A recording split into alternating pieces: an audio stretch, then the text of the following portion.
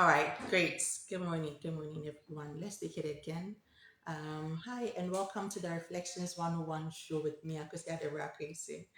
And I really want to get it right. I think this is take two of Reflections, of the live series, and I really want to get everyone on board. Thank you so much for connecting. Thank you for coming on board. If you're connected, please do well to share the link. Press the share button so others can get to join in. Today, we are going to be delving a little bit more into the subject of grace. The subject of grace, we've been talking about that last week.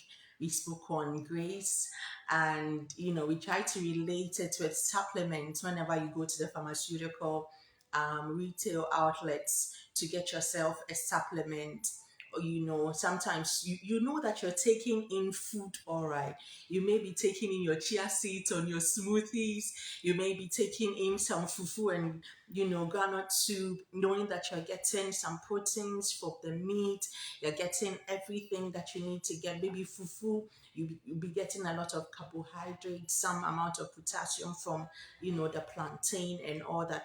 But at the end of the day, we are saying is that even though you're taking in your food, it's not enough to get you all the supplements that you need for health and vitality. And so sometimes you really do need to supplement. You need to, top up. You get what I mean? To get to the optimum level, to get that quality that you need to, get a balanced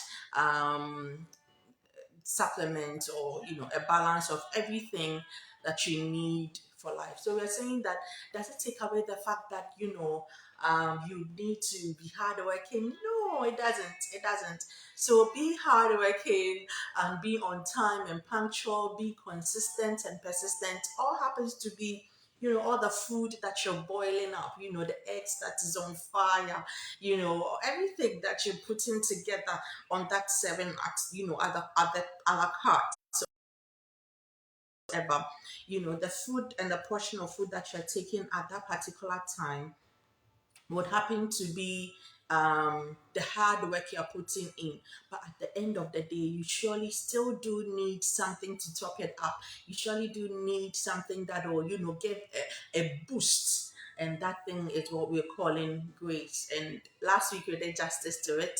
I hope you enjoyed the show. And today I want us to look at a story that this is a customer who came to my retail outlet, and man, get this right. Great, thank you. So there's a lady who came to my retail outlet, and this young looking woman, fairly she looked a little distraught, she looked worried. She looked as if there was something that was weighing her down, quite aside the prescription that she had brought into the community pharmacy to get served and everything. I want to get some more people joining in the session. If you would give me a minute.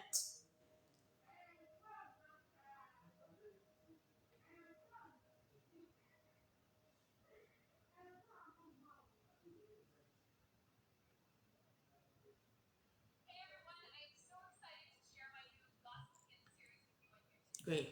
So what happened was that, yeah, so the lady in question, you know, came looking all sad, very weighed down and all that. And I could actually read from her demeanor and everything. So then I had to probe.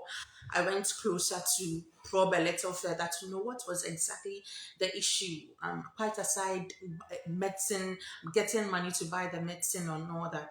And from the discussion, I got to understand that, you know, she had tried a lot of medications for a particular condition that she's battling with, for something peculiar that she's dealing with, and that was fertility. She had been to several doctors. I mean, some of the best you can think of in the country. She's been to them. She's been there. She thinks she's done everything. She's stuck to every single regimen, religiously abided by the prescriptions, and she's on a healthy diet. And I think she's doing almost everything she can do. but still she's not being able to get there. She's not being able to conceive. The fruit of the womb is just not coming. And so you could see a young lady who's been married for about 5 years, with tears swelling up in her eyes at the time. And although most of the time prescriptions come sometimes, and clients worry that, oh yes, they've been to other specialists and they still couldn't get that particular condition treated. This one's case hits me real hard.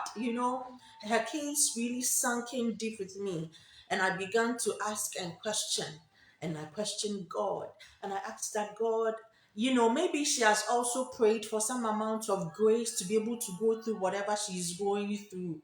Because sometimes some of them would even come telling you that, you know what, because they are not able to even have the fruit of the womb, they can't get to certain family gatherings because everybody is coming there with a child, and you don't have one, and you might want to send one, hug one, and the feeling is so different, and the way they look at you, and it's as if you are incomplete in a way. And thinking about all that, I really felt that I needed to ask questions, to ask God. Some people are praying for that grace, that supplement that you've asked that we should all go in for. People are actually delving and diving deeper to be able to seek that grace and obtain the mercy. And so, but he showed me a scripture in Hebrews.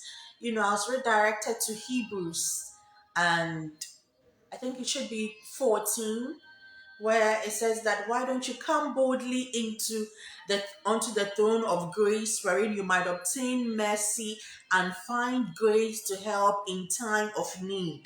So it's a very simple scripture that God directed me to. He says that, come boldly, come boldly and to the throne of grace, wherein you obtain mercy and find grace to help in time of need.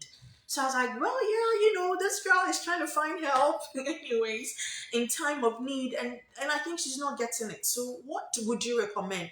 What exactly should she do? And she says that, you know what, Akusia, the grace that I'm talking about, the grace that I give is explicit, but however, it is timed. So that the fact that I'm saying that, come boldly to the throne of grace, wherein you obtain mercy and obtain grace to help in a time of need. Sometimes we think that that is our time of need. But what does God think about it? So at that particular point in time, it might not be what God thinks is your appropriate time of need for that particular request that you're putting through. Is someone getting me? Yeah. So simply put, you could be asking something, you could be, knocking for grace, you could be seeking for grace to help your marriage, to help in, your ministry. People receive grace at a particular time that God deems it. So you keep asking. Yours is to keep asking and don't relent.